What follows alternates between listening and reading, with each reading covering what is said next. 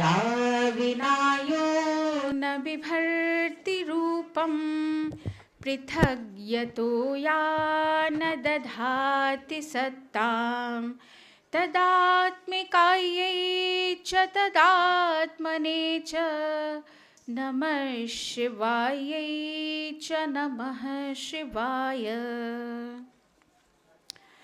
Distinguished dignitaries, speakers, scholars, dear researchers and students, आप सभी का त्रिदिवसीय अंतर्राष्ट्रीय संगोष्ठी भारतीय दर्शनेषु लोकदृष्टिः मानवमूल्यञ्च इसके प्रथम तकनीकी सत्र में हार्दिक स्वागत एवं अभिनंदन है. Indian philosophy has always been a living tradition, one that does not remain confined to text but flows through lok जीवन, आचार, संस्कृति और मानवीय संवेदनाएं. This technical session is devoted to understanding that organic harmony between loka and shastra, between thought and life. अब मैं सादर अनुरोध करती हूँ इस तकनीकी सत्र से जुड़े सभी माननीय अध्यक्ष महोदय एवं वक्तागण से कि कृपया वे मंच पर पधार कर अपने अपने स्थान ग्रहण करें. सर्वप्रथम मैं आमंत्रित करती हूँ आज इस सत्र के अध्यक्ष प्रोफेसर अंबिका दत्त शर्मा जी को, पूर्व अध्यक्ष दर्शन विभाग डॉक्टर हरि सिंह गौर सागर केंद्रीय विश्वविद्यालय. कृपया आप आएं और मंच पर आकर अपना स्थान ग्रहण करें. सभी छात्र छात्राओं से अनुरोध है जोरदार तालियों से एक बार हमारे अध्यक्ष महोदय का स्वागत करें. फिर हमारे वक्तागण में हैं सर्वप्रथम प्रोफेसर अवधेश प्रधान जी, आप भी मंच पर सादर आमंत्रित हैं. Professor मनुलता Sharma ji, doctor Lucy guest जी, सुश्री जूलिया पुचेट्टी जी, आप सभी का इस मंच पर हार्दिक स्वागत है एवं अभिनंदन है.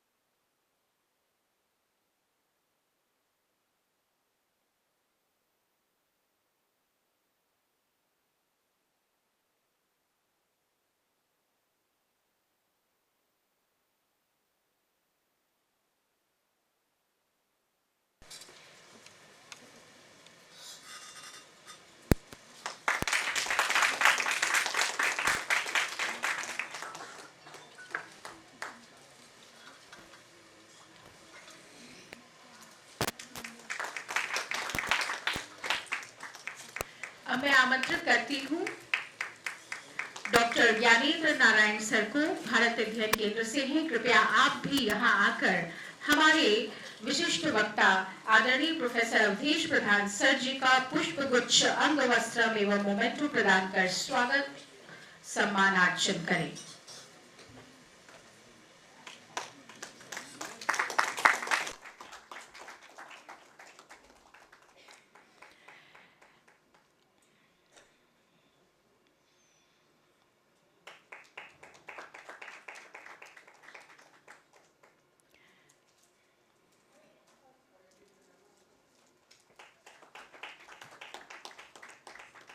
बहुत बहुत स्वागत है.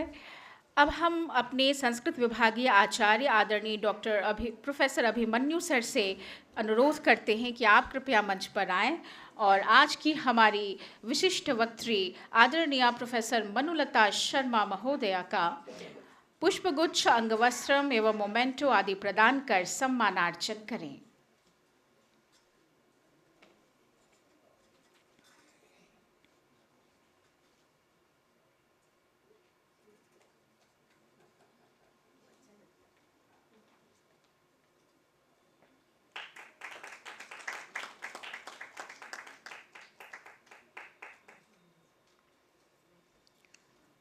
आदरणीय मैम यहाँ अभिनंदित होती हुई।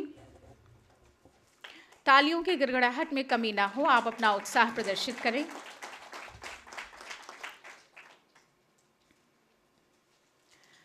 अब मैं आमंत्रित करती हूँ हमारे भारत अध्ययन केंद्र में अध्ययन कर चुकी और यहाँ किसी सत्र में अपने वक्तृत्व को भी प्रदर्शित करने के लिए जो पधारी हैं डॉक्टर इंद्राणी राम प्रसाद जी को कि वे कृपया मंच पर आएं और आज की हमारी विशिष्ट वक्त्री डॉक्टर लूसी गेस्ट जी का अंगवस्त्रम पुष्पगुच्छ एवं मोमेंटो प्रदान कर स्वागत करें, अभिनंदन करें।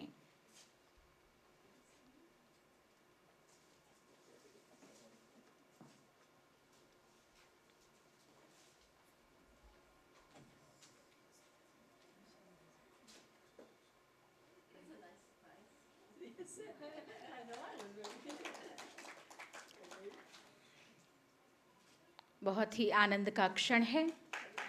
दोनों ही संस्कृत और संस्कृति के लिए अपने जीवन को समर्पित किए हुए हैं और आज एक सम्मानित हो रही हैं, एक सम्मानित कर रही हैं। इससे और अद्भुत क्षण क्या ही हो सकता है।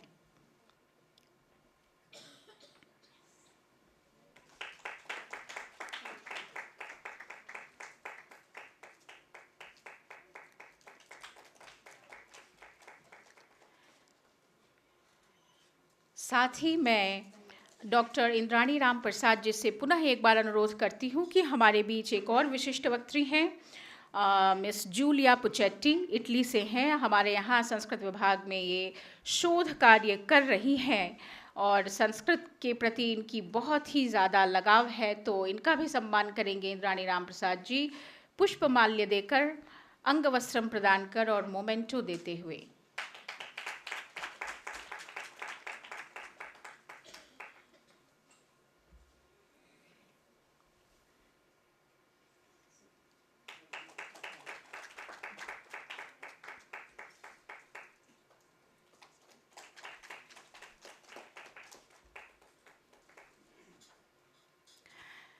बहुत बहुत धन्यवाद। आज के इस टेक्निकल सेशन का विषय है, इस सत्र का जो प्रमुख विषय है, भारतीय ज्ञान परंपरा में लोक और शास्त्र का समन्वय। तो अब हम क्रमशः वक्ताओं के वक्तव्यों की ओर अग्रसर होंगे और we now begin the academic deliberations of this session. So first of all मैं सादर आमंत्रित करती हूँ आदरणीय प्रोफेसर अवधेश प्रधान जी को, पूर्व अध्यक्ष हिंदी विभाग काशी हिंदू विश्वविद्यालय। सर, आपका विषय है भारतीय वाङ्मय में लोक दृष्टि और आधुनिक संदर्भ। तो प्रोफेसर प्रधान सर, आप आए यहाँ और आकर अपना वक्तव्य प्रस्तुत करें। आप सभी सज्ज होकर सर को ध्यान से सुनेंगे।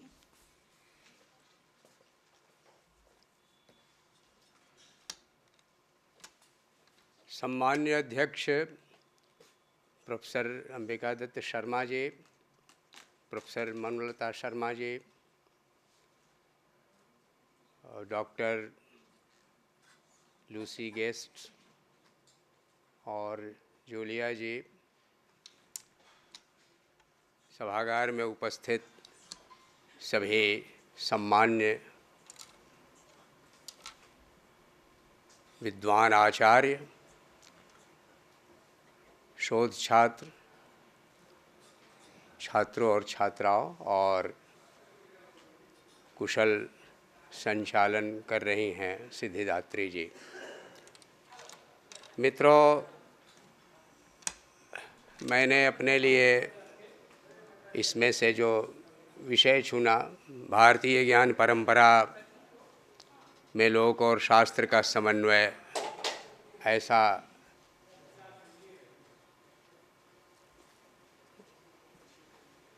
उसमें मैंने संदर्भ के लिए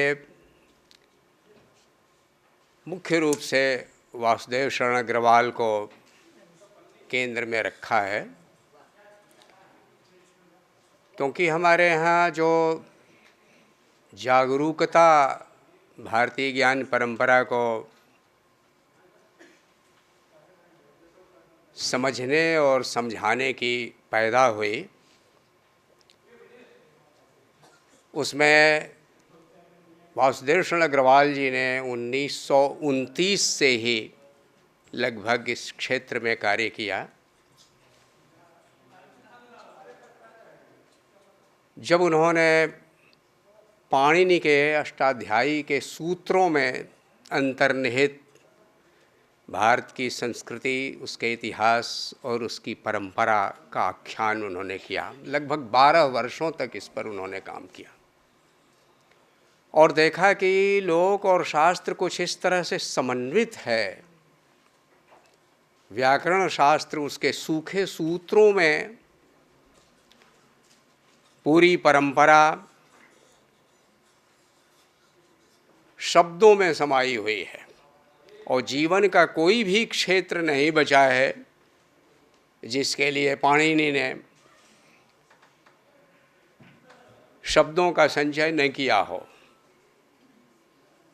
और वहीं उन्हें यह पता चला कि ये शब्द केवल उस समय के ही नहीं हैं, बहुत प्राचीन काल को, इतिहास को और संस्कृति को तो मूर्त करते ही हैं, उनकी उत्तरजीविता लोक में है, जनपदों में है। और जिन शब्दों के अर्थ नहीं खुलते, उन्हें लोक जीवन में जाने पर हम पाते हैं कि उनका शब्द स्पष्ट है। जैसे वहाँ हल के लिए शब्द है हलि और जित्य, और उन्होंने पाया कि पुरानी अवधि में हरि और जीता ये शब्द अब भी चलते हैं। माश, जो उड़द का खेत है, उसके लिए माशीर्ण शब्द है, वह अभी भी उड़द के खेतों को, उसकी फसल को मासीन ऐसा शब्द बोलते हैं। यानी वैदिक काल से लेकर अब तक हमारा जो लोक जीवन है उसमें उसकी उत्तरजीविता विद्यमान है और चल रही है। उन्होंने पके हुए पीलू फल के लिए अष्टाध्यायी से एक शब्द लिया, पीलू कुण। ये कुण प्रत्यय संस्कृत में बहुत कम चलता है, लेकिन वासुदेव शरण अग्रवाल ने पाया कि पंजाब के शाहपुर और खेवड़ा ज़िले में अब तक पिलकना शब्द चलता है। और उन्होंने अनुमान किया कि जम्बू में यह कुण प्रत्यय लगा के ही कोई शब्द रहा होगा पहले, जो अब हिंदी में जामुन इस रूप में सुनाई देता है। यह उसी का अपभ्रंश है। उन्होंने यह भी लक्ष्य किया कि बहुतेरे ऐसे शब्द हैं जिनकी उत्तरजीविता लोक में नहीं मिल रही है। 12 वर्षों के अनुसंधान के बाद भी बहुतेरे ऐसे शब्द थे जिनकी गुत्थी नहीं खुली। 1941 में जब वह चिरगांव में मैथिली शरण गुप्त के घर पर थे, वहाँ उन्होंने एक शब्द सुना, प्या। उनको तुरंत ध्यान आया कि पाणिनि के यहाँ नापने के लिए, मेजरमेंट के अर्थ में एक शब्द है पाइये। और उन्होंने देखा कि पीतल का एक बड़ा भगोना है जिसको प्या बोलते हैं। इसी भगोने से नाप नाप के किसानों को धान या अनाज उधार में दिया जाता है और फिर नाप कर उसी प्या से वापस लिया जाता है। कहीं कहीं यह शब्द पाई के रूप में है, यानी वह जो पाई है पाणिनि का, वो पता देता है। और इस तरह के दूसरे शब्द भी बताते हैं कि हमारा व्याकरण शास्त्र तक पूरे देश के भूगोल को और उस भूमि पर रहने वाली जनता के जीवन को, उसकी पूरी विविधता को उसने लंबे समय तक निरीक्षण किया है, उन शब्दों को सुना है और फिर उनका संग्रह किया है। इसीलिए उन्होंने जो India as known to Panini जो बड़ा अनुसंधान किया, वो उनके लिए एक नींव का पत्थर बन गई। और उसी आधार पर उन्होंने कहा कि लोके वेदे च, यह सूत्र ध्यान में रख करके इस देश को समझना चाहिए और यह केवल विद्वानों के लिए ही नहीं है, बल्कि जो लोग भी भारत को जानना चाहते हैं, क्योंकि भारत की खोज एक किताब नहीं थी, बल्कि उस दौर में भारत की खोज पूरे देश के लिए ज़रूरी थी। और तब उन्होंने जब हर्षचरित का सांस्कृतिक अध्ययन प्रस्तुत किया तो वहाँ भी उन्होंने यही पाया, स्तन मध्य बद्ध गात्रिका ग्रंथि। वहाँ उन्होंने कहा कि जो गात्रिका है, जो छाती के बीच में गांठ लगाई गई है वस्त्र की, उन्होंने कहा कि सन्यासी बन्यासी अब तक और बच्चों को भी जो वस्त्र बांधा जाता है उसको गांती बोलते हैं। तो उन्होंने कहा कि ये जनपद में उसकी उत्तरजीविता है। इसके अलावे बाणभट्ट के यहाँ हर्षचरित में सन्यासी के लिए योग पट्ट है, जो बाएं कंधे से कुंडलीकृत होकर के आ रहा है। वह योग पट्ट ही बाद में अवधि वगैरह में जोगवाट हुआ, जोगवाट रुद्राक्ष आधारी। तो एक हमारी भाषाओं की निरंतरता बनी हुई है हजारों वर्षों की, इसलिए भाषा पूरे जीवन को व्यक्त करती है। राज्य उठते गिरते रहे हैं, राजा आते जाते रहे हैं, लेकिन ये जो निरंतरता है उसका क्रम बना रहा है। इसलिए भारत की पूरी राष्ट्रीय एकता को समझने के लिए भी जानना होगा। कुछ लोग समझते हैं कि, और बड़े बड़े अधिकारी तक बोल देते हैं कि संस्कृत तो एक मृत भाषा है और उनका विरोध तक नहीं किया जाता। उनको जानना चाहिए कि जनपदीय भाषिक तत्वों का किस तरह से उसमें समावेश हुआ है। पुराना जो आचार्य है किसी भी विषय का है, उसने पूरे राष्ट्र के विभिन्न जनपदों की विविधता को उसमें सम्मूर्त किया है। वहाँ कविरुदितकम एक शब्द आया, उस पर आचार्य हवलदार त्रिपाठी ने बाकायदा एक अलग निबंध लिखा था। उन्होंने कहा लोक जीवन को जानना बहुत ज़रूरी है। गांव की स्त्रियां शोक हो जाने पर या बहुत दिनों के बाद मिलती हैं जब गले, तो वह गा गा करके रोती हुई मिलती हैं, यानी उनका रोना और गाना दोनों साथ चलता है। जिसकी मृत्यु हुई है उसके बारे में कुछ कहती जाती हैं और रोती जाती हैं। ये है कविरुदितकम।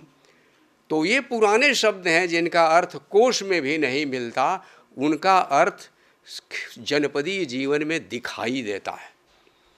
इसी तरह जहाँ हर्षचरित में सैन्य शिविर के प्रभात काल का वर्णन है, उस वर्णन में व्यवहार का अर्थ मुकदमा जो किया गया, तो उन्होंने कहा तूर्यनाद हुआ, सैनिक जाग रहे हैं, उसी में तुरंत मुकदमा थोड़े शुरू हो जाएगा। समय होना चाहिए, तैयारी होनी चाहिए, तब राजा आएगा और शुरू होगा व्यवहार। तब व्यवहार का अर्थ क्या हो? उन्होंने कहा हमारे गांव में बुहारी लगाते हैं सबसे पहले।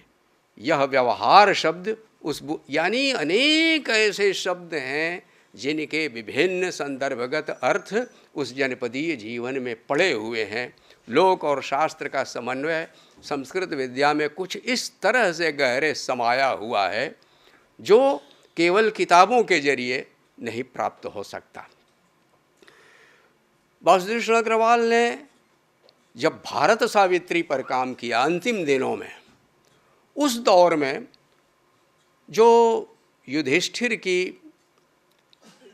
यक्ष से वार्ता होती है, यक्ष प्रश्न एक मुहावरा ही बन गया। तो वहाँ एक विचित्र शैली आती है, प्रश्न है और उसका उत्तर है। यह जो प्रश्नोत्तरी है यह भारतीय साहित्य की एक प्राचीन शैली है। उन्होंने अथर्ववेद के कुंताप सूक्त का उद्धरण दिया है। कुंताप सूक्त में विभिन्न प्रकार की जो पहेली, बुझौल वगैरह जैसी लोक शैलियाँ हैं, उससे संबंधित मंत्र वहाँ उपस्थित हैं। तरह तरह की, यानी उसमें आज ये प्रवल्लिका है, प्रतिराध है, और वहाँ एक ऐसा भी मंत्र है जिसको आप कह सकते हैं कि अपने जनपदों में जो बहुत सारी अश्लील गालियाँ छंदोबद्ध होती हैं वह भी वहाँ हैं। तो उन्होंने लोकाचार के तहत इनको समझने का उल्लेख किया और बताया कि उसमें जो एक प्रश्नोत्तरी वाली शैली है, आजिज्ञासेन्या, यानी वह है पहेली। ये पहेली भी बुझाई गई है, और जो कबीर और जोगीड़ा और ये सब चलता है किसी एक पुरानी परंपरा का संकेत देता है। वेदव्यास ने संकलन करते हुए अपने कुरु जनपद के भीतर जो ये सब लोक शैलियाँ देखी थीं उन सब का भी उन्होंने संग्रह किया, और वहाँ पर मल्होरों के गीतों में पल्हाया नाम का एक गीत गाया जाता है, उसका उन्होंने उल्लेख किया। उस गीत में आता है, ऐ जी कौन जगत में एक है, कौन जगत में दोए, ऐ जी कौन जगत में जागता, बीरा कौन पड़ा रह सोए। तो उसका उत्तर आता है, राम जगत में एक है, चंदा सूरज दोए, ऐ जी पाप जगत में जागता, जब धर्म पड़ा रह सोए। जब धर्म चादर तान के सो लेता है तब पाप जागता है। ये जो प्रश्न और दूसरी ओर से उत्तर आ रहा है, कुछ इसी शैली में यक्ष की प्रश्नोत्तरी चलती है, और उन्होंने कहा कि और इसका मूल यजुर्वेद के अश्वमेध कांड में है। ये प्रश्नोत्तरी वहाँ भी चला करती थी, उसे ब्रह्मोद्य कहते थे। उन्होंने कहा उस ब्रह्मोद्य कितनी पुरानी हमारी परंपरा है जिसकी लोक में जड़ें हैं। यह जो लोक है वो ऐसा नहीं है कि केवल अपभ्रंश ही अपभ्रंश है, वह पूरा का पूरा ऐसा कच्चा माल है जिसका परिष्कृत संस्करण संस्कृत विद्या में प्राप्त होता है। इसलिए एक नई शैली ही भारतीय संस्कृति की व्याख्या की वासुदेव शरण अग्रवाल ने। आचार्य जगदीश द्विवेदी ने कहा कि उन्होंने एक नया रास्ता निकाला। लंदन में और हॉलैंड में अनेक ऐसे विद्वानों ने बाद में वासुदेव शरण अग्रवाल के इस रास्ते का अनुकरण किया, और इसके बारे में खुद भी उन्होंने स्वयं उसके दूसरे संस्करण में वासुदेव शरण अग्रवाल ने स्वयं इसकी सूचना दी। तो ये जो लोक और शास्त्र का समन्वय है, लोक को समझना और लोक की जड़ों को शास्त्र में समझना, ये एक रास्ता, इतिहास का यह एक आख्यान, संस्कृति की व्याख्या का यह एक मार्ग, ये वासुदेव शरण अग्रवाल का जो निकाला हुआ है, ये मैं समझता हूँ कि हमारे आचार्य प्रसाद द्विवेदी उसको कहते थे समग्र दृष्टि। कहते थे भोजपुरी में जो सोगहग है वह सांगोपांग पद्धति का संकेत करती है। किसी और हिंदी में ख़ास तौर से अस्मिता विमर्श बहुत चल रहा है, हर चीज़ को little tradition a great tradition, big tradition, तो महान आख्यान और लघु आख्यान में बांट करके देखा जाता है। निर्गुण और सगुण परंपरा को अलग अलग करके एक दूसरे के विरुद्ध रख करके तभी वकालत चलती है। ये जो एक चल पड़ा है, कम से कम ये जो आज का गोष्ठी का विषय है, ये अनुरोध करता है कि बाइनरीज में परस्पर हमेशा के लिए बैरी बने हुए जो मान्यताएं हैं, बाइनरीज में सोचने का जो ढंग ढर रहा है, उसके जरिए ठीक भारत को समझा नहीं जा सकता, क्योंकि यहाँ समन्वित कर किया गया है। यहाँ लघु परंपरा और महान परंपरा एक दूसरे से जुड़ी हुई है। यहाँ राम भी जंगल में पहुँच करके कोल भीलों से संवाद करते हैं। राजा और प्रजा इस तरह से बटी हुई नहीं है। वशिष्ठ जो शास्त्र जिनके मुख से बोलता है, वह भी जब वन में पहुँचते हैं तो निषाद राज गुह उनको चरण स्पर्श करता है और वह गुह को गले लगा लेते हैं। जासु छाह छली छुई लिए सींचा, जिसकी छाया छू कर भी स्नान करना पड़ता है, ऐसे शूद्राति शूद्र को भी वशिष्ठ मुनि अपने गले लगा लेते हैं। तो ये जो लोक और शास्त्र का समन्वय है, ये प्राचीन काल से लेकर के हमारे भक्तिकालीन साहित्य में और बाद तक भी, जबकि हमने लोक भाषा का, लोक साहित्य का भी अध्ययन किया, तो ये नए भारत के निर्माण में भी वासुदेव कृष्ण अग्रवाल ने याद दिलाई। उन्होंने कहा, जनपदी अध्ययन राष्ट्र निर्माण का हीरावल दस्ता है। ऐसा नहीं है कि शास्त्र को छोड़कर एक और राष्ट्र निर्माण से इसका कोई संबंध नहीं। उन्होंने कहा नहीं, यह देश जो स्वतंत्र हुआ है इसको जानना चाहिए कि उसकी परंपरा क्या है और किन किन तत्वों को लेकर यह बनी है। इसके भाषा विज्ञान को, इसके मानव तत्व को, इसकी संस्कृति को, इसके साहित्य को, सब कुछ को समझने के लिए ज़रूरी है कि इस लोक और शास्त्र के समन्वय को, इसकी बुनावट को ठीक ठीक समझा जाए। इन्हीं शब्दों के साथ मैं अपनी बात पूरी करता हूँ। बहुत बहुत धन्यवाद।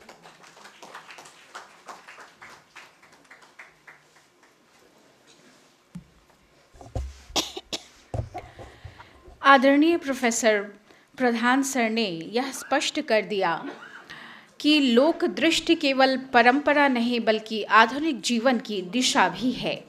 आपका वक्तव्य अत्यंत विचारोत्तेजक और मार्गदर्शक रहा। सर का बहुत बहुत धन्यवाद। अब मैं सादर आमंत्रित करती हूँ आदरणीय प्रोफेसर मनुलता शर्मा महोदया, पूर्व अध्यक्षा संस्कृत विभाग, काशी हिंदू विश्वविद्यालय। मैम का विषय है भारतीय लोक कथाओं में मूल्य, संस्कार एवं नैतिकता। आदरणीय मैम, आप कृपया यहाँ आएं और अपने उद्बोधन से संपूर्ण सभा को आलोकित करें।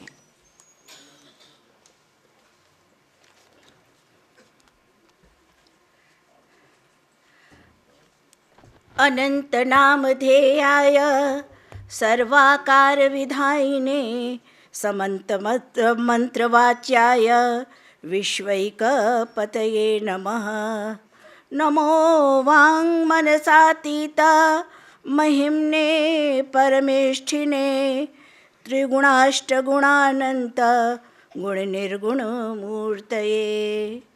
संस्कृत विभाग कला संकाय और भारत अध्ययन केंद्र कला संकाय, इन दोनों विभागों के संयुक्त तत्वावधान में भारतीय दर्शनों में लोक दृष्टि एवं मानव मूल्य इस विषय को लेकर प्रवर्तित इस त्रिदिवसीय अंतर्राष्ट्रीय संगोष्ठी के आज के तकनीकी सत्र के अध्यक्ष सागर विश्वविद्यालय से पधारे और दर्शन शास्त्र के उद्भट विद्वान प्रोफेसर अंबिका दत्त शर्मा जी, और यहीं अपना वैदुष्यपूर्ण व्याख्यान प्रस्तुत करने वाले हिंदी विभाग के पूर्व आचार्य और उद्भट विद्वान प्रोफेसर अवधेश प्रधान जी, जूलिया जो हमारी छात्रा रही हैं, और डॉक्टर लूसी गेट जी, और इस सत्र का संचालन कर रही मेरी शिष्या डॉक्टर सिद्धिदात्री भारद्वाज जी, सामने उपस्थित वैदुष्य से समन्वित विशिष्ट श्रोतागण, जिनमें हमारे संस्कृत विभाग के अध्यक्ष प्रोफेसर सदाशिव कुमार द्विवेदी जी हैं, और यहाँ भारत अध्ययन केंद्र के निदेशक प्रोफेसर शरदिंदु कुमार तिवारी जी हैं, प्रोफेसर अभिमन्यु जी हैं, और अन्यान्य वरिष्ठ आचार्यगण हैं। सामाजिक विज्ञान संकाय की पूर्व संकाय प्रमुख प्रोफेसर वृंदा परांजपे जी हैं। प्रोफेसर कमलेश झा जी हैं, संस्कृत विद्या धर्म विज्ञान संकाय के पूर्व संकाय प्रमुख प्रोफेसर कमलेश झा जी। और बहुत हर्ष का विषय है कि मेरे अपने विद्यार्थी जिन्होंने मेरे अंडर में शोध कार्य किया है और जो जाफना से आए हैं, डॉक्टर बाल कैलाश नाथ शर्मा, जो वहाँ जाफना यूनिवर्सिटी में इस समय संस्कृत का अध्यापन कर रहे हैं, और अन्यान्य महाविद्यालयों से पधारे हुए आचार्यगण तथा मेरे प्रिय शोधार्थियों। सिद्धिदात्री जी ने मेरा जो विषय बताया है वो मैंने विषय परिवर्तित कर दिया है। मेरा विषय कथाओं पर केंद्रित नहीं है, मैंने अपने से चुना है लोक एवं शास्त्र का अंतः संबंध, स्वरूप एवं आयाम, ये विषय लिया है मैंने। लोक शब्द, हम अमरकोश को देखते हैं तो लोक शब्द की निष्पत्ति लोक्री दर्शने धातु से घय प्रत्यय लगाकर बनी हुई है। लोक्यते असौ इति लोकः, अर्थात जो दिखाई दे वो लोक है। अब जो देखा जाता है वो लोक है, इस अर्थ के आधार पर तो समग्र सृष्टि ही इसके अर्थ के अंतर्गत आ जाएगी और तब इस विषय की परिधि बहुत व्यापक हो जाएगी। इसमें स्थावर जंगमात्मक समस्त संसार आ जाएगा, क्योंकि दिखाई देती है समग्र सृष्टि जिसमें मनुष्य हैं, पशु पक्षी हैं, जलचर हैं, कीट पतंग हैं, पर्वत हैं, पठार हैं, घास के मैदान हैं, मरुस्थल हैं, नदियां हैं, झरने हैं, कूप तड़ाग, झील और नहरें हैं, पेड़ पौधे, लता पुष्प गुलमादि हैं। और इन सब के प्रति हमारे शास्त्रों में जो कुछ कहा गया है उन कथनों पर ही लोक और शास्त्र का अंतः संबंध निर्धारित होता है। तो कितना व्यापक फलक हो गया इस लोक का और दर्शनों के साथ। इस दृष्टि से दर्शन की विविध धाराओं में चेतन मनुष्यों के लिए जो कर्तव्य कर्म उपदिष्ट हैं, जीवादि के प्रति जो दया करुणा की प्रवृत्ति वर्णित है, पेड़ पौधों लता वृक्षादि के प्रति जो सहृदय भाव वर्णित है, पर्वतों और नदियों के प्रति जो देवत्व का भाव वर्णित है, वह समस्त वर्णन शास्त्र में निहित लोक के लिए कर्तव्योपदेश के रूप में मान्य होगा। और इस दृष्टि से देखा जाए तो केवल दर्शन की बात नहीं है, विशाल वैदिक वाङ्मय, वहाँ आगत संहिताएं, ब्राह्मण, आरण्यक, उपनिषद, पुराणों का अपूर्व भंडार, क्योंकि वो भी शास्त्र के अंतर्गत है, स्मृतियों की विशाल निधि, और इन सब में दर्शन ग्रंथों की विशाल ग्रंथ राशि, इन सब में संसार के निमित्त जो सार्वकालिक, सार्वदेशिक, सार्ववर्णिक उपदेश वचन समागत हैं, उन सब से लोक का प्रभावित होना, अनुप्राणित होना, निर्दिष्ट होना सर्वथा स्वाभाविक है। और यह अभिव्यक्ति हुई है लोक में किसके माध्यम से? काव्यों के माध्यम से, नाट्यों के माध्यम से, कथाओं के माध्यम से, रामायण और महाभारत जैसे आर्ष महाकाव्यों के माध्यम से, और हमारे अश्वघोष, कालिदास, माघ, भवभूति, भास, भारवी, श्रीहर्ष और अन्यान्य उद्भट कवियों की अभिव्यक्ति से, पंचतंत्र, हितोपदेश, कथा परिसरित सागर, वेताल पंचविंशतिका, सिंहासन द्वात्रिंशिका इत्यादि कथा ग्रंथों से, नीति ग्रंथों के विशाल भंडारण से, और अधिक क्या कहें, संविधान के विविध अनुच्छेदों में भी भारतीय नागरिकों के लिए जो अधिकार दिए गए हैं, वहाँ भी शास्त्र की मूल दृष्टि काम कर रही है। तो लोक और शास्त्र के अंतः संबंध का ये बड़ा व्यापक फलक है और इसे हम मोटे तौर पर कई भागों में बांट सकते हैं। शास्त्र और लोक का अंतः संबंध संविधान प्रदत्त समानता के मौलिक अधिकारों के परिप्रेक्ष्य में, शास्त्र और लोक का अंतः संबंध चातुर्वर्णिक व्यवस्था के संबंध में, शास्त्र और लोक का अंतः संबंध सांस्कृतिक मूल्यों के परिपोषण के संबंध में, शास्त्र और लोक का संबंध अनुशासन विधानों के संबंध में, शास्त्र और लोक का संबंध जपानुष्ठान और स्तोत्र पाठ आदि के संदर्भ में, शास्त्र और लोक का अंतः संबंध तीर्थ सेवन, देव दर्शन, अनुष्ठान विधियों के संदर्भ विशेष में। तो सबसे पहले संविधान से शुरू करते हैं, क्योंकि ये सर्वथा प्रासंगिक चीज है। भारतीय संविधान में समानता का अधिकार दिया गया है। अनुच्छेद 14 से 18 पर्यंत मौलिक अधिकारों की व्याख्या की गई है और वहाँ जो पहला मौलिक अधिकार है वो है समानता का अधिकार, जहाँ कानून के समक्ष समानता, भेदभाव का निषेध, अवसरों की समानता, अस्पृश्यता का अंत और उपाधियों के अंत की गारंटी है इस मौलिक अधिकार के संबंध में। और ये सुनिश्चित करता है कि धर्म, जाति, लिंग और जन्म स्थान के आधार पर कोई भेदभाव न हो और सभी नागरिकों को समान सुरक्षा मिले। लोक में ये लोक की बात है, सर्वथा स्वीकृत संविधान से मौलिक अधिकार के रूप में प्रतिष्ठा प्राप्त इस अधिकार का मूल कहाँ है? ये मूल है हमारे शास्त्रों में। ये अंतः संबंध है लोक और हमारे शास्त्रों का। हमारा श्वेताश्वेतरोपनिषद कहता क्या है? एको देवः सर्वभूतेषु गूढ़ः सर्वव्यापी सर्वभूतांतरात्मा कर्माध्यक्षः सर्वभूताधिवासः साक्षी चेता केवलो निर्गुणश्च। अर्थात एक देव जो है समस्त प्राणियों में विद्यमान है, वो सर्वव्यापक है, समस्त भूतों का अंतरात्मा है, समस्त कर्मों का अधिष्ठाता है, समस्त प्राणियों में बसा हुआ है, सबका साक्षी है, सबको चेतना प्रदान करने वाला है और शुद्ध है, निर्गुण है। उपनिषद बारंबार इस तथ्य का अनेक प्रकार से प्रतिपादन करते हैं कि समस्त प्राणियों के अंतस्थल में विद्यमान एक आत्मा है। कठोपनिषद वर्णन करता है, वायुर्यथैको भुवनं प्रविष्टो रूपम रूपम प्रतिरूपो बभूव एकस्तथा सर्वभूतांतरात्मा रूपम रूपम प्रतिरूपो बभूव। जैसे वायु एक संसार में प्रविष्ट हुआ, प्रत्येक प्राणी के अनुरूप होता है, उसके शरीर में प्रविष्ट होकर के प्राण, अपान, उदान, समान, व्यान इत्यादि 5 प्रकार के रूप को धारण कर लेता है। उसी प्रकार संपूर्ण भूतों का अंतरात्मा प्रत्येक रूप के अनुरूप होता है और उसके बाहर भी होता है।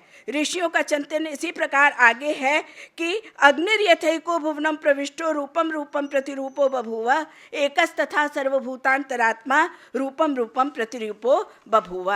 तो आप देखिए कि जहाँ हमारे शास्त्र कहते हैं कि समस्त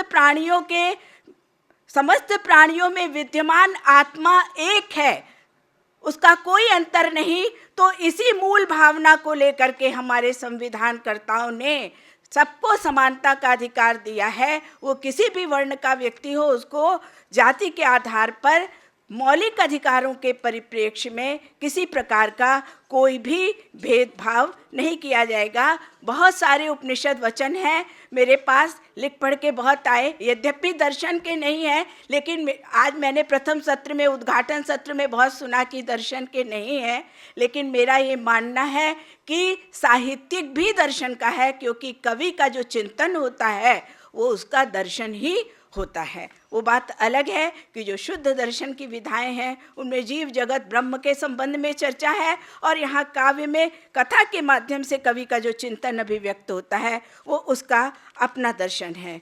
अब हम दूसरे परिप्रेक्ष्य में आते हैं, शास्त्र और लोक का अंतः संबंध उपदेश वचनों के संदर्भ में। उपनिषदों में अनेक ऐसे स्थल प्राप्त होते हैं जहाँ सभी वर्णों के लिए ऐसे कर्तव्य कर्म उपदिष्ट हैं, ऐसी जीवन रीति उपदिष्ट है जो लोक में भी मान्य है, और शास्त्र तो उसकी प्रेरणा ही देता है। हम तैत्तिरीयोपनिषद के 9वें अनुवाक में शुभ कर्मों की अवश्य कर्तव्यता का प्रतिपादन करते हुए कहा गया है।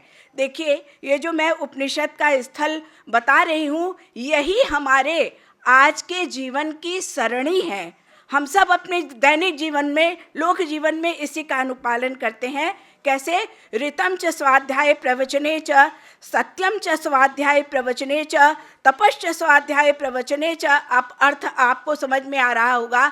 सत्य भाषण करना हम सब चाहते हैं। हर एक के माता पिता, यहाँ इस सभागार में उपस्थित और मंच पे विद्यमान जितने भी लोग बैठे हैं, हम सब सत्य वचन बोलना चाहते हैं। ये बात अलग है कि परिस्थिति वशात कभी कभी झूठ निकलता है, ये वो अलग बात है, लेकिन मौलिक सत्ता सत्य की है। हमारे अपने माता पिता, हमारे अपने अभिभावक, आप जिन बच्चों के अभिभावक हैं उनसे क्या परिकल्पना करेंगे कि वो झूठ बोलें? नहीं, सत्य ही बोलने की वो करते हैं।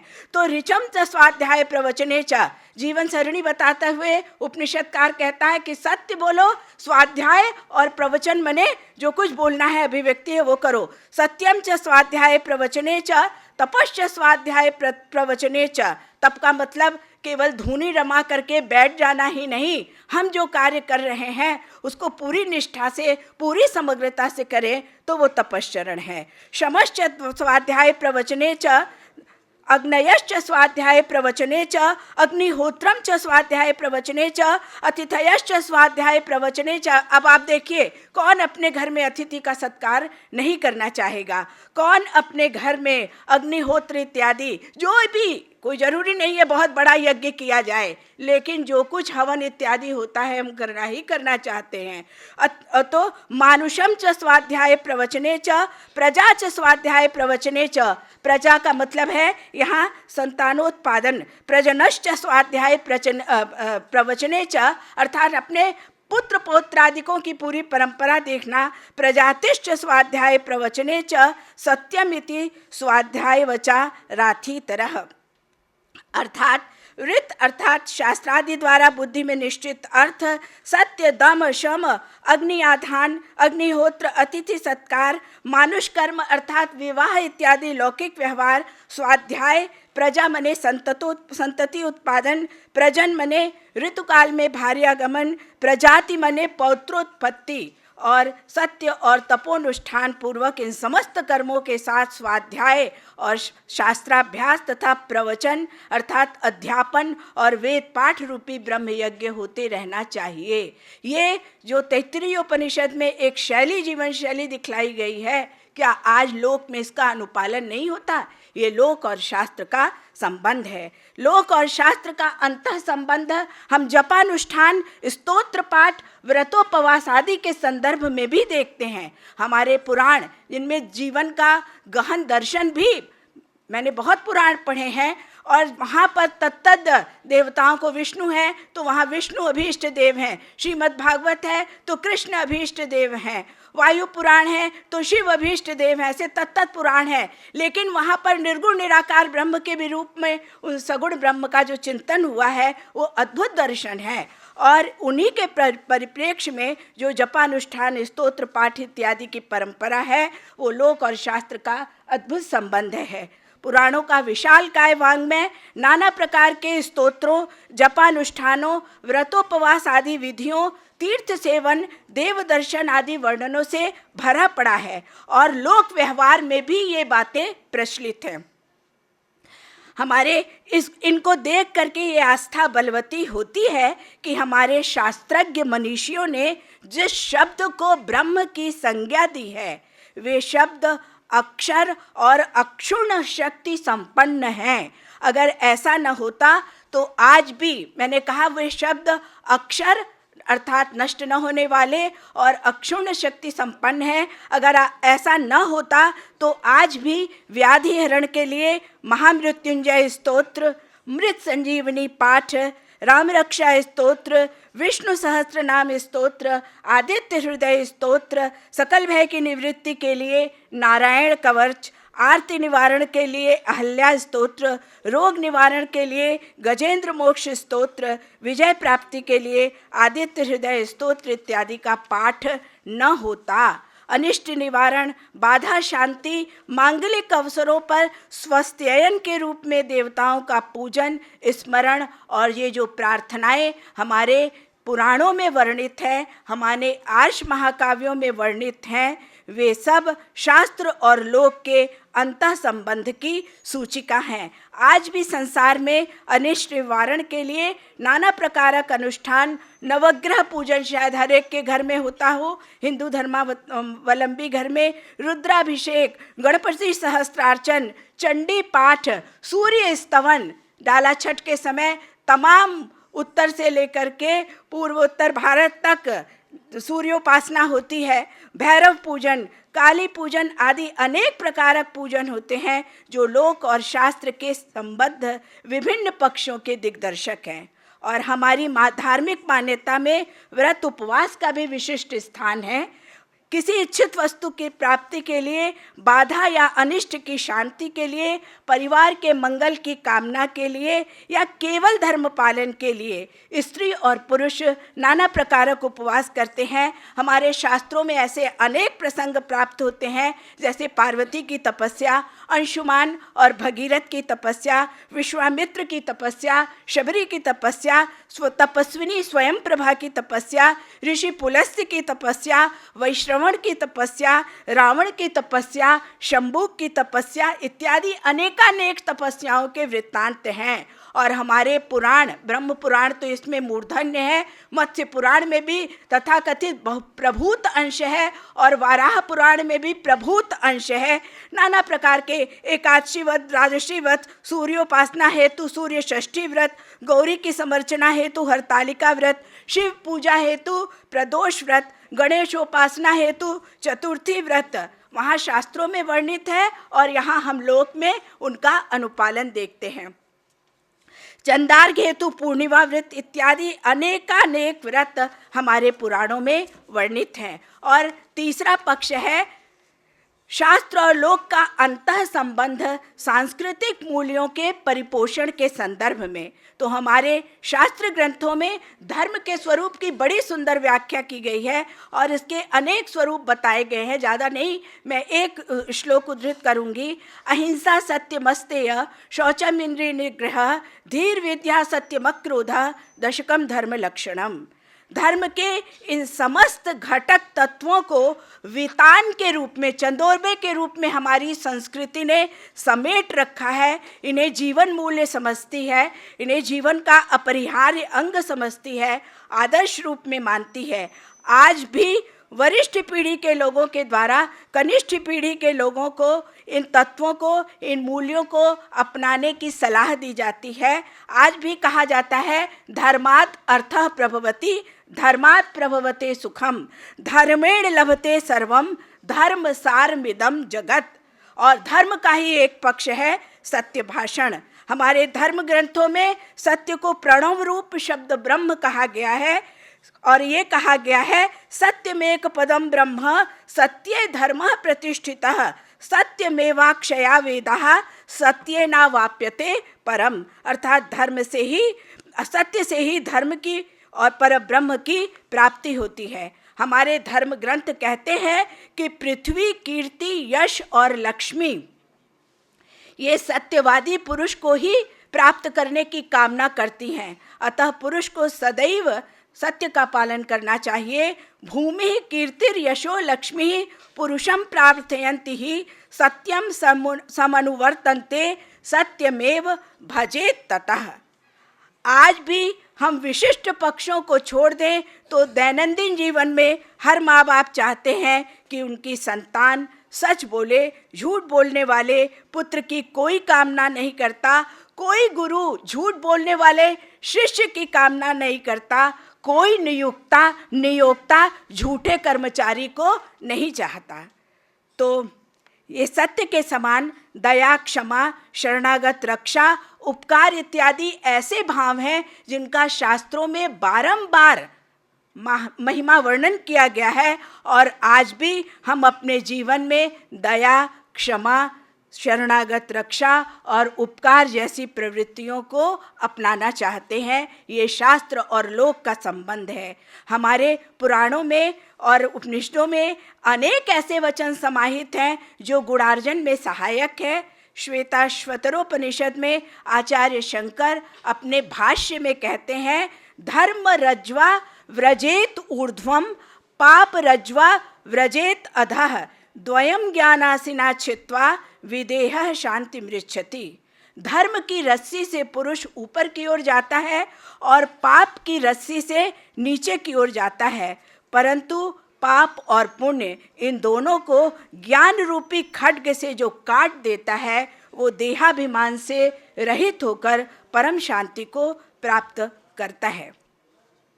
हमारे वेदांत से संबद्ध ग्रंथों में नित्य नैमित्तिक कर्म की, काम्य कर्मों की बड़ी व्याख्या की गई है। वेदांत सार हम जब पढ़ते हैं तो शुरुआत में ही ये सब पढ़ते हैं। तो नित्यानित्य वस्तु विवेक साधन चतुष्टय वहाँ वर्णन है। यही अमूत्रार्थ फल भोग विराग समाधि षटक संपत्ति और मुमुक्षत्व की वहाँ पर बड़ी व्याख्या की गई है। और ये समस्त उपदेश संपत्ति जनमानस में समाहित है। वहाँ वेदांत सार वर्णन करता है, यहाँ जनमानस में समाहित है। किस तरह से समाहित है? तो गीता के उपदेश के माध्यम से। गीता एक ऐसा ग्रंथ है, जैसे रामायण एक ऐसा ग्रंथ है जो प्रायः हर हिंदू घर में है, वैसे ही गीता एक ऐसा ग्रंथ है जो प्रायः हर हिंदू घर में है। तो उनके माध्यम से, पुराणों में आगत नीति वचनों से और शंकराचार्य के उपनिषद भाष्य से जो बात जनमानस तक नहीं पहुंचती है, वो पहुंचती है उनकी प्रश्नोत्तर मालिका के माध्यम से।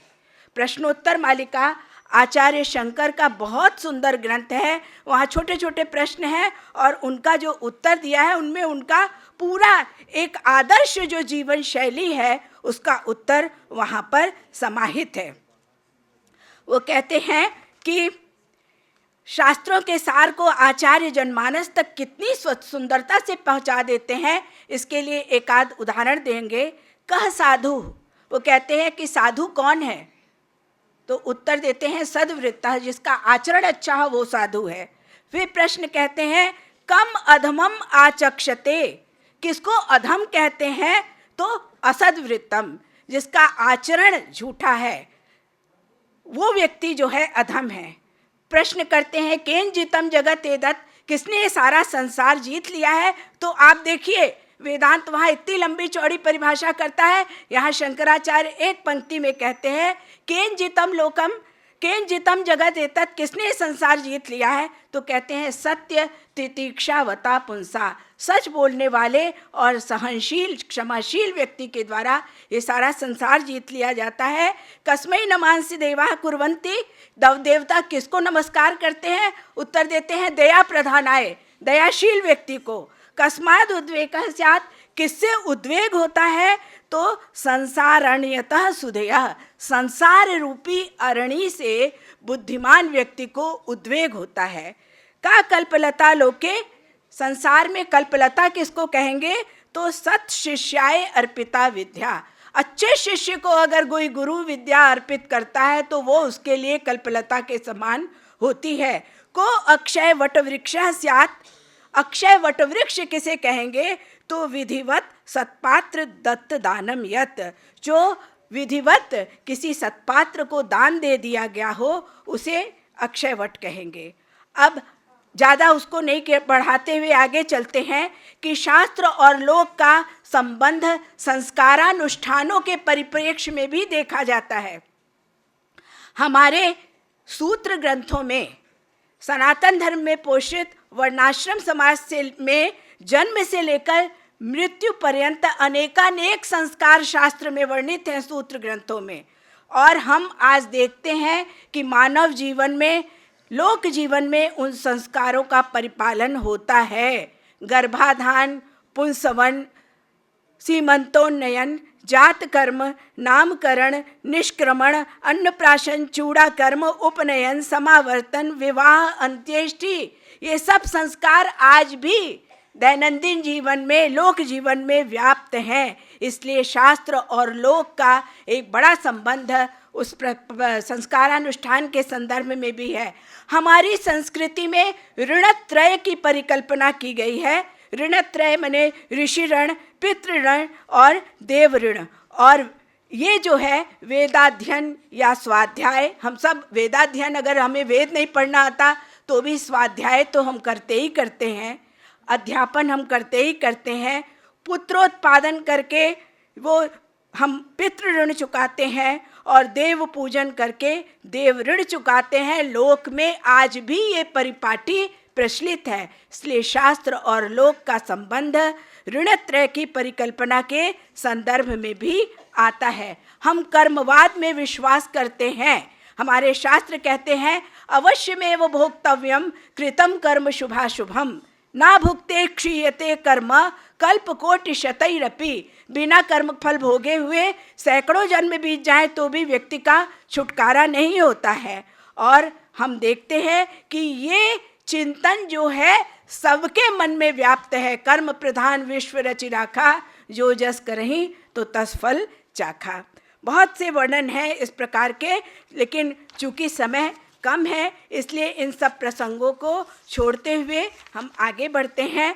शास्त्र और लोक का अंतः संबंध अनुशासन विधान के परिप्रेक्ष्य में भी दिखाई देता है। और फिर से मैं तैत्तिरीय उपनिषद की ओर आऊँगी, जहाँ आप सब जानते हैं कि जब वो हो जाता है संस्कार, और समावर्तन संस्कार के समय सत्यम वद धर्मम चर स्वाध्यायान मा प्रमदः आचार्याय प्रिय धनम आहृत्य प्रजातंतुम मा व्यवच्छेत्सि सत्यान्न प्रभवितव्यम धर्मान्न प्रमदितव्यम कुशलान्न प्रमदितव्यम भूत्यै न प्रमदितव्यम स्वाध्याय प्रवचनाभ्याम न प्रमदितव्यम देव पितृ कार्याभ्याम न प्रमदितव्यम। ये पूरा जो है मातृदेवो भव, पितृदेवो भव, आचार्य देवो भव, आज मानते हैं कि नहीं मानते हैं आप सब?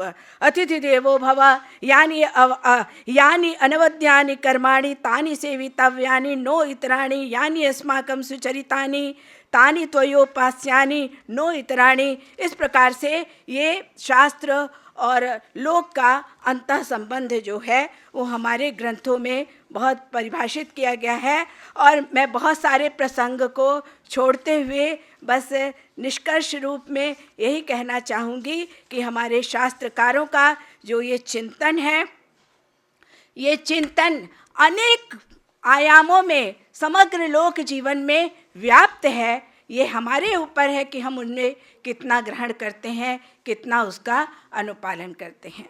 धन्यवाद। एक चीज तो भूल ही गए, श्राद्ध कर्म के रूप में आज भी गया श्राद्ध होता है, लाखों लाखों की भीड़ जो है तीर्थों में जाकर जुटती है। ये लोक और शास्त्र का, श्राद्ध के विषय में हमारे शास्त्रों में बहुत वर्णित है, तो लोक और शास्त्र का ये संबंध वहाँ भी दिखाई देता है।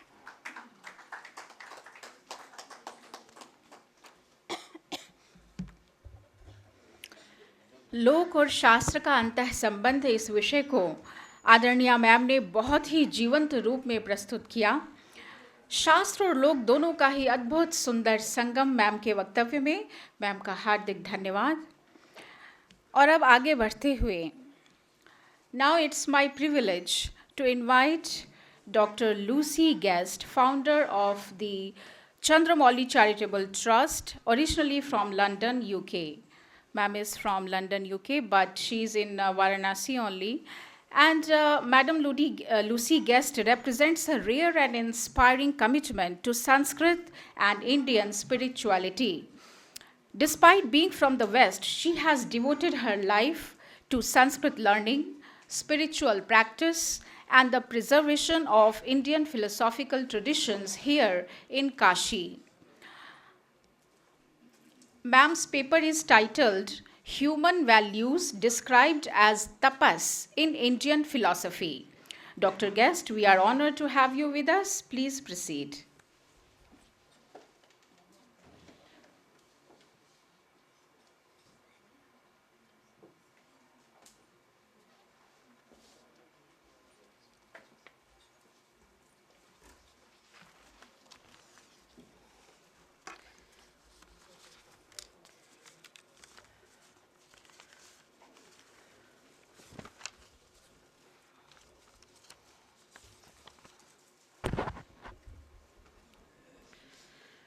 गुरु ब्रह्मा गुरुर्विष्णु गुरुदेवो महेश्वर गुरु साक्षात् परम ब्रह्म तस्मै श्री गुरवे नमः। ओम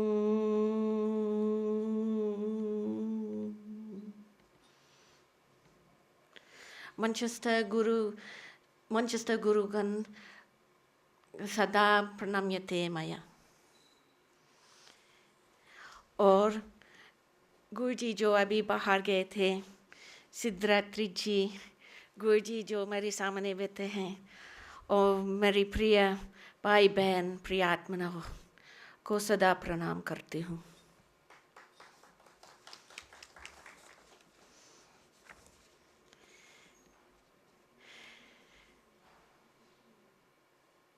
जो वर्तमान के विषय शुरुआत में हम लोग देखते हैं दर्शन के शब्द से पूर्व भारतीय। अगर हम लोग इस शब्द को समझ सकते हैं, इसका गहराई को समझ सकते हैं, पूरे दुनिया की समस्या एक क्षण में समाप्त हो जाएंगे। कैसे? बाह्यामृति इति भारतम, प्रकाशेन युक्तः इति भारतम। मतलब ये जो प्रकाश से युक्त अर्थात विद्या से युक्त वही भारत है। ये भौगोलिक शब्द नहीं है, ये संपूर्ण विश्व के लिए है। और हम लोग जानते हैं, जैसे गुरु जी सुबेरे भी बोला था, मैं भी बोलेंगी दोबारा, विद्याया अमृतम अश्नुते। सभी लोग क्या चाहते हैं जीवन में, चाहे भारत में रहते हैं चाहे विदेश में रहते हैं, हर व्यक्ति सुख और शांति की खोज में है। एक भी व्यक्ति नहीं है जिसका जीवन के लक्ष्य सुख और शांति नहीं है। जब हम कर्म देखेंगे, कर्तु इप्सितमम कर्म, हम लोग वही करेंगे जो हम लोग के लिए सबसे ज़्यादा इप्सित है, हम लोग चाहते हैं। हम लोग क्यों चाहते हैं? क्योंकि हम लोग सोचते हैं इससे सुख और शांति पा जाएंगे। पर रास्ते में कहीं कुछ भ्रम का पैदा हुआ है कि सुख के साधन कहाँ हैं। आज का वर्तमान में अधिकतर लोग सुख का साधन समझते हैं विषयों में, वे सत्य में कहाँ है? अंदर है, जो अनंतर है, जो नित्य है। और जो बाहर की साधन है ये अनित्य है, प्रकृति है, ये समाप्त हो जाएंगे।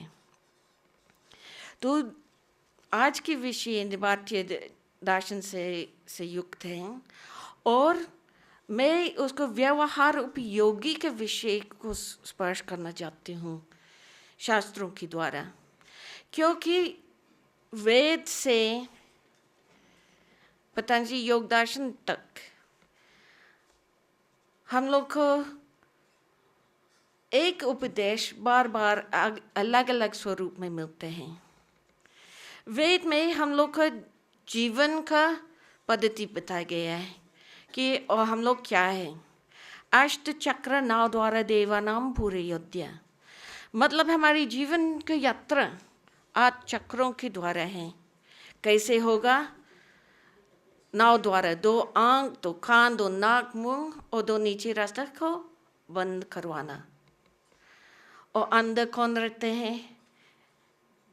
देवताओं। देवता क्या है? देने वाला, लेने वाला नहीं है। इसलिए हम लोग की परंपरा में देवताओं जैसे शिव भगवान, कृष्ण भगवान इत्यादि, पर हमारे विद्वत गुरु भी देवता माना जाते हैं। हमारे संत साधु सिद्ध पुरुष योगी उसको भी देवता माना जाते हैं, क्योंकि वो देते हैं, लेते नहीं। और हमारे शरीर का नाम क्या है? अयोध्या। अयोध्या ना योध्या, जिसमें युद्ध नहीं है। तो हमारे शास्त्रों हम लोग को पहुंचा रहे हैं किस परिस्थिति में अंदर का युद्ध समाप्त हो जाएगा। जैसे हम लोग देवताओं प्रकाशित कर सकते हैं और हम लोग प्रश्न उत्तर दे सकते हैं कि मैं कौन हूँ, मैं किस लिए हूँ। तो ये 8 चक्रों के द्वारा नाव द्वारा बंद करते हुए हम लोग अपने असली स्वरूप अयोध्या में पहुंच सकते हैं, है ना। वो भी पुरुषः, इसमें इसके लक्षण बताते हैं। पुरुष शेते इति पुरुष, शयन करते हैं। हम लोग का असली स्वरूप है कि हम लोग अपने स्वरूप में शयन करते हैं। मानसिक तौर पर परेशान होना ये हमारे असली स्वरूप नहीं है, हम लोग बनाया है। तो जब हम लोग शास्त्रों का अध्ययन करते हैं, हम लोग असली स्वरूप साधना के साथ करेंगे तो असली स्वरूप तक पहुंच सकते हैं, जहाँ हम लोग सुख और शांति, विद्या से युक्त, प्रकाश से युक्त रह सकते हैं। हम लोग भी जैसे आजकल योगा के शब्द संपूर्ण विश्व में फैला है, पर इसके गहरा अर्थ भी समझना है। युजंग समाधो, समाधि अर्थ में योग शब्द का प्रयुक्त है, मतलब समधि, समबुद्धि, स्थिर बुद्धि, स्थित प्रज्ञा। तो हम लोग पहुंचना है इस परिस्थिति में, हम लोग कैसे हो सकते हैं। अनेकों शास्त्र अलग अलग बताए गए हैं, पर अगर हम लोग पतंजलि पढ़ेंगे, उन्होंने कहा तप स्वाध्याय ईश्वर प्रणिधानानि क्रिया योगा। वहाँ हम लोग तप शब्द मिलते हैं, पर केवल वहाँ तप शब्द नहीं मिलते हैं।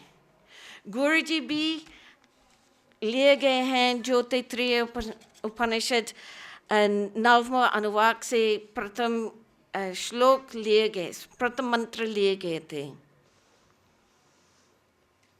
और इसमें जैसे ऋतं च स्वाध्याय प्रवचने च सत्यम च स्वाध्याय प्रवचने च, समझना है कि जो सत्य, जो ऋतम अर्थ और जो सत्यम अर्थ में भी इसमें भेद भी है, क्योंकि ऋतम है ऋतगतो शब्द से, ऋतगतो धातु से उत्पत्ति है।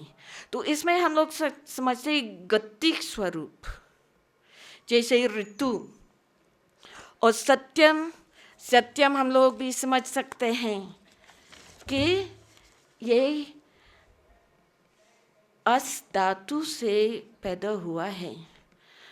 जैसे हमारी सत्य में जो हमारी बीइंग है, हम लोग क्या है, हम लोग इसमें समझना है कि सत्य, जो अनंतर सत्य क्या है, ये इसका प्रेरणा है।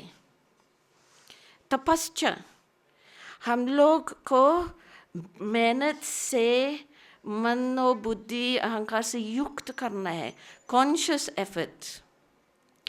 तमस्या अपने इंद्रियों को नियमित बनाना है, संयम करना है। जैसे है ना, कहते हैं गीता प्रजहाति यदा संहरते चायां कुमंगनेव सार्वश इंद्रियाणि यंद्रातेभ्यस्तस्य प्रज्ञा प्रतिष्ठिता। कि स्थित प्रज्ञा वाली किससे करते हैं?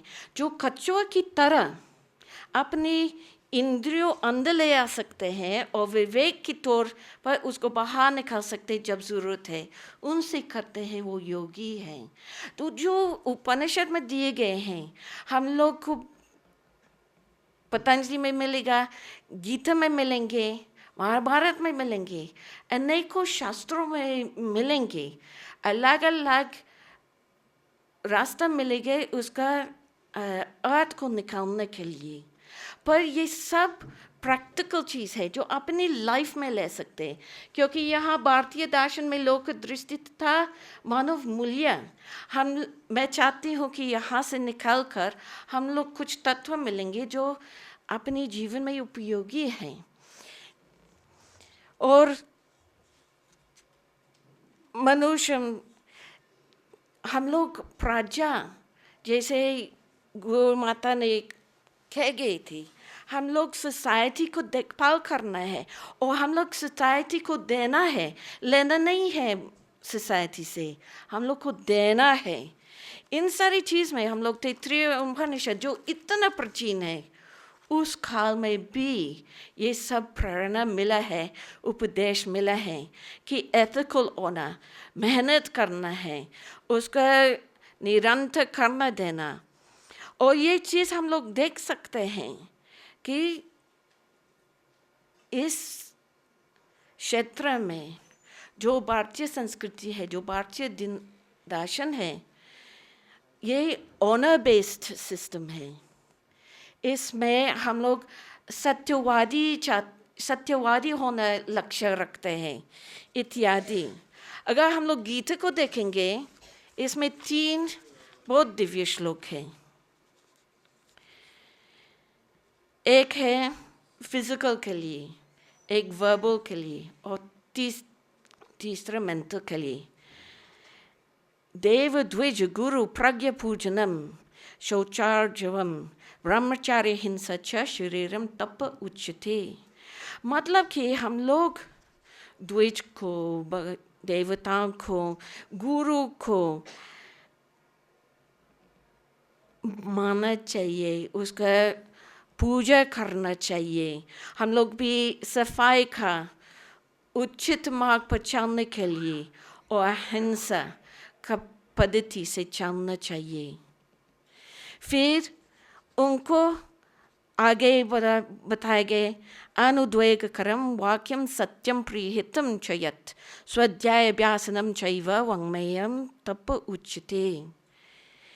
यहाँ पे जो तप है, बिना कोई भी पर्टिकुलर फिलोसफी की मार्ग से चलने पर हम लोग समझते हैं कि यही ह्यूमन वैल्यूज़ है कि हम लोग बोलना नहीं चाहिए जैसे सामने वाली को दुख होगा, प्रिय हितम। हम लोग ऐसे बोलना चाहिए जैसे सत्य होंगे, पर विवेक के द्वारा कब सत्य बोलना चाहिए। मेरी गुरुजी ने एक बहुत अच्छा कहानी बताए गए थे। एक साधु जंगल में बैठे थे और एक हंटर आ रहे हैं और आगे एक मृग दौड़ गए थे उनके सामने। हंटर आ गया, वो पूछा कि आपने देखा कि मृग कहाँ गया? पर वो साधु ने बोला नहीं मैंने देखा नहीं, शायद उधर गया है। जो जानते थे कि उधर गया, क्योंकि हम लोग विवेक के द्वारा समझना है कि सत्य कब बोलना चाहिए। प्रिय हितम, दूसरे लोग के हित में होना चाहिए। मेरी गुरुजी कहते थे अगर आप अच्छा बोल नहीं सकते मौन रहिए, दूसरे लोग को दुख मत देना अपने शब्द से। और तीसरा, मनः प्रसाद सौम्यत्वम मौनम आत्मविनिग्रह भाव संशुद्धिर इत्येतत् तपो मनसम उच्यते।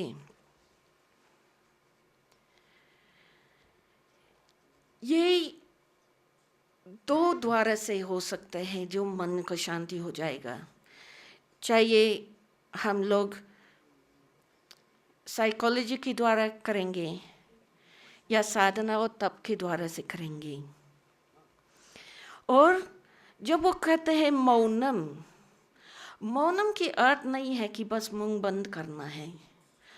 मौनम की अर्थ मौनम होगा जब मन में वृत्तियों पैदा नहीं हो रहे हैं, विचार पैदा नहीं हो रहे हैं, जब आप विचार से परे गए हैं, जहाँ अवेयरनेस है, जहाँ कॉन्शियसनेस है, जहाँ अपने अज्ञेय चक्र के द्वारा आप उपदेश प्राप्त करते हैं कि आपको क्या करना चाहिए और क्या नहीं करना चाहिए। तो जो तपो मनसम उच्यते, ये बहुत गहरा की बात है, जहाँ सेरेनिटी ऑफ माइंड, जो सौम्यत्वम, अगर हम लोग हर एक शब्द सुनेंगे और केवल इस शब्द पर ध्यान करेंगे, उसका महिमा आपको प्राप्त करेंगे। इसलिए मैं ज़्यादा पसंद करती हूँ संस्कृत में और हिंदी में बोलना। क्यों? मैं जानती हूँ कि मेरी हिंदी काफ़ी अशुद्ध है, पर और इसके लिए मैं आपसे क्षमा मांगती हूँ, पर संस्कृत से नज़दीक है और हर संस्कृत के शब्द में विशेष शक्ति है जो अन्य भाषाओं में प्राप्त नहीं है। जितना दूर जाएंगे संस्कृत से, इतना दूर से इसका असली अर्थ जाएंगे। हम लोग सब जानते हैं कि जैसे विष्णु भगवान के लिए सहस्त्र नाम कहते हैं, पर हर शब्द विष्णु अर्थ में है, पर हर शब्द का विशेष अर्थ भी होते हैं। तो हम लोग जब संस्कृत का प्रयोग करेंगे, न समझना होने पर भी हम लोग कुछ गूढ़ अर्थ, कुछ दिव्य शक्ति पा जाते हैं। तो इसलिए क्षमा कर दीजिए हमारी भाषा के लिए, और आशा है कि हमारे भाव व्यक्त हो रहे हैं। अब फिर विष्णु स्मृति में प्रैक्टिकली बताया, एक अक्षरम परम ब्रह्म, प्राणायाम परम तप। विष्णु स्मृति बता रहे कि एक अक्षरम परम ब्रह्म ओमकार, जो उद्गीत शब्द है, जो नीचे से ऊपर लेके जाने वाला शब्द है। और भी प्राणायाम परम तप। प्राणायाम के क्या महत्व है कि thought and breath are twins. अगर हम लोग प्राणायाम के द्वारा हम लोग हम लोग का प्राण को शांत कर सकते हैं, तो हमारे मन को शांत हो जाते हैं। तो ये सारे शास्त्रों वो केवल पढ़ने के लिए नहीं है, वो करने के लिए हैं। और जो ओमकार, जो उद्गीत शब्द है, जो वो करते हैं कि परम ब्रह्म, ये सब उत्तम मंत्र है। मननात्रयति मंत्र, ये अपने मन को स्थिर करवाएगा। और ये सारी चीज़ सनातन धर्म के अंतर्गत आते हैं। आजकल वो कहते हैं हिंदू धर्म। पहली बात है कि हिंदू है क्या?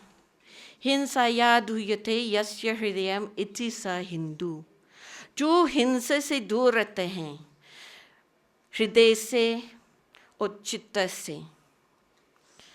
और जैसे गुरु जी कहते थे धर्म क्या है? ये तो अभ्युदय निश्रेयस सिद्धि सधर्म। तो जो धर्म पद्धति है, जो भारतीय दर्शन से युक्त है, जो हिंदू धर्म हिंदू से भी युक्त है, ये हम लोग एक परिस्थिति में पहुंचाते हैं, एकत्वम अनुपश्यत, जहाँ हम लोग समझते हैं कि हम सब लोग एक ही हैं, पर अलग अलग मार्ग है। जैसे वो कहते हैं एक विप्र बहुधा वदन्ति, एकम सत्यम बहुधा विप्र बहुधा वदन्ति, कि बहुत ढेर सारी मार्ग है, पर हम लोग एक जगह तक पहुंचना है, सत्य। और कोई भी शास्त्र हम लोग पढ़ेंगे मन से, दिल से, हम लोग निश्चित ये सत्य तक पहुंच आएंगे, और तभी हम लोग के संपूर्ण विश्व का कल्याण होगा। इसलिए कहते हैं वसुदेव कुटुंबकम। हरि ओम तत् सत।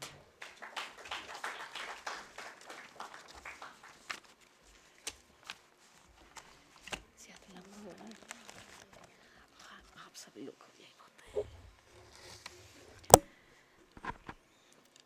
मैम का वक्तव्य बहुत ही गहन, प्रभावी और प्रेरक रहा।